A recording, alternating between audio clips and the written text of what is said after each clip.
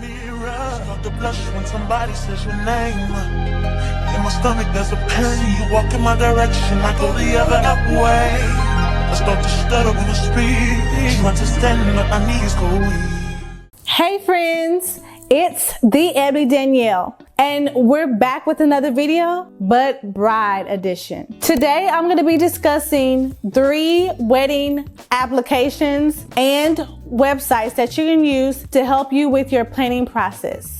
First is Postable. Are you needing help with managing your contact list? Well, Postable is perfect. You can send a link out to your guests. They're able to store birthdays, emails, an address, and you're able to export that into Excel spreadsheet. Next is Greenvelope. Greenvelope, you're able to customize your invitations, and it's like an online invitation that you're able to send out to your guests. You're able to track the invitation. You're able to customize your invitation with adding music. You're able to send personalized messages to them, and they're able to RSVP for your wedding. So Greenvelope, I highly suggest. Next is Pinterest. Pinterest is my absolute favorite. You're able to create a collage of inspiration, of pictures for your wedding. Like it can be decor, it can be wedding hairstyles, it can be just wedding attire that you send to your guests. It's